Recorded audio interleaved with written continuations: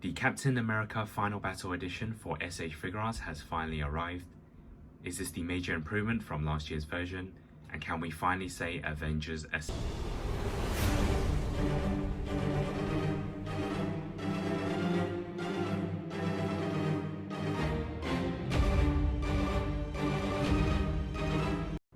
So let's first begin with the packaging. This is not too important for some people, but to me the presentation is quite key, as I use this as a backdrop and sometimes put the figure back inside.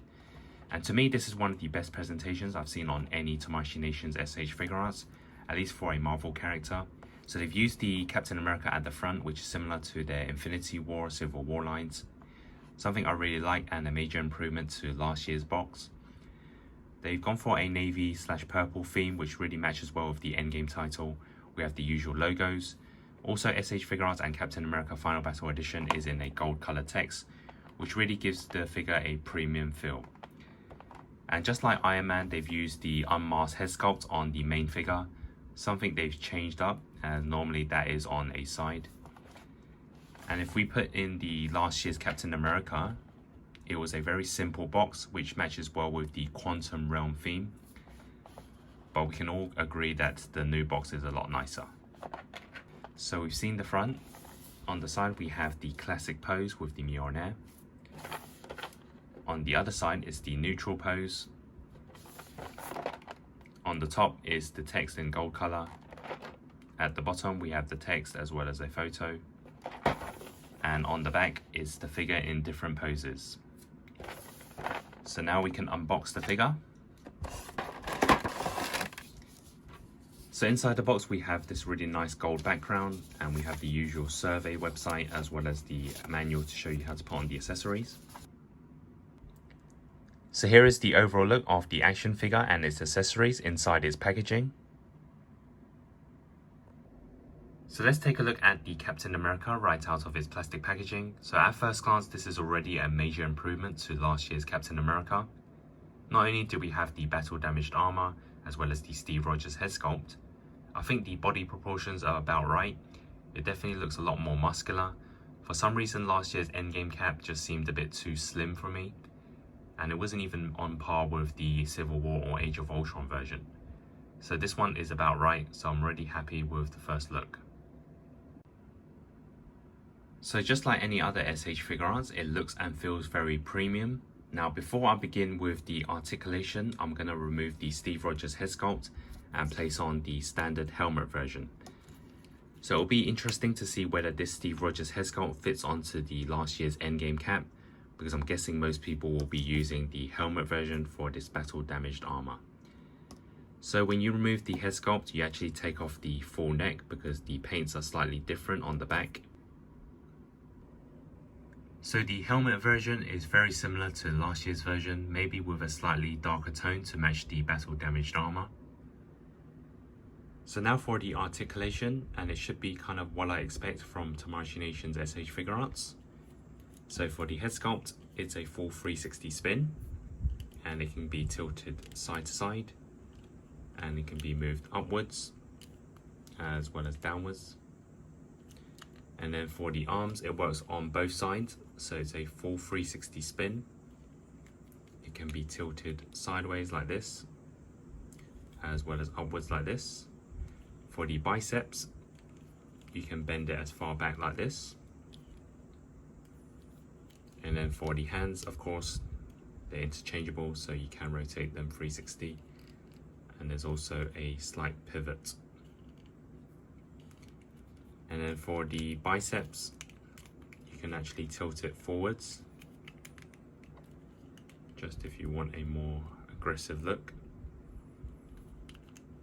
And then for the body, let's start off with the top half. So it can be tilted side to side, and it can be pushed upwards, although it does create a gap, and it can be pushed downwards. And of course, it can be tilted side to side as well. And it's the same for the bottom half. There's a body crunch, which goes downwards this much, and upwards this much. And it can go side to side, and it does rotate as well side to side. And then for the legs, it should be the same as the arms. They can be kicked forwards and backwards and pretty much rotated any way you want. And then for the knees, they bend twice. So you can go as far back like this. There's not much articulation on the boot, only on the lower half of the foot. So it's a full rotation, just like the hands. And it can be tilted sideways, left and right. And then for the toes, it can go upwards. And then the whole foot can be pushed downwards slightly and upwards slightly. So let's take a look at all the accessories included. We have 4 alternative sets of hands. We have the accessory parts for the shield, the battle damage shield, the broken shield, another alternative head sculpt with the helmet. We have the Mjolnir and the Mjolnir FX. So for the Mjolnir, of course, you can take it apart to place it inside the hand. You also need to remove the top for the Mjolnir effect, as well as the sides as well. Those of you familiar with the SH Figuarts for Captain America will know there's an accessory piece to place on the back and then you connect the shield on, but I seem to have a faulty version because every time I connect the shield it becomes loose. So I tried it with last year's version and I had no problem. So it seems as though there's a manufacturer problem on this peg. One other problem I had was with the alternative hands to hold onto the Mjolnir. It took me a while to place it onto the peg because the piece was just too small. I eventually did it, but I think it's just another manufacturer problem. So now for some iconic poses.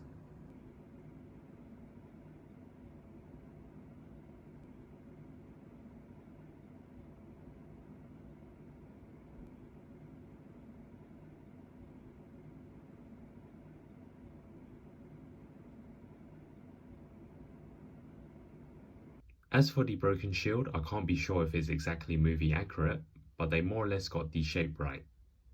So now let's put the Captain America next to some of the other Endgame SH Figuarts, next to last year's Captain America, next to the Iron Man Mark 85, next to Thor, next to Thanos, next to the Iron Man Mark 85 Final Battle, and next to all of them.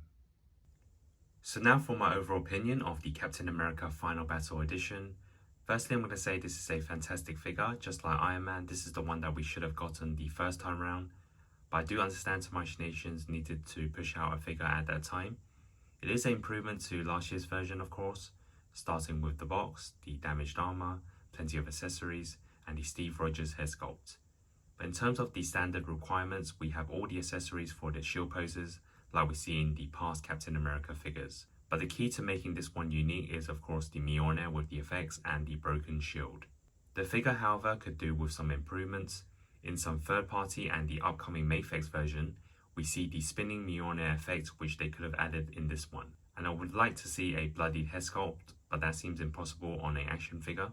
Let's just hope other figures will include these bonus accessories rather than buying a brand new figure, something companies like Mafex do. Other than that, this is almost the definitive Captain America figure. So overall, I'm going to give this figure an 8.5 out of 10. I say it's almost the best Captain America for any SH Figuarts as it has 90% of the items I wanted. The only problem was the manufacturer faulty accessories that was stopping it from getting a 9.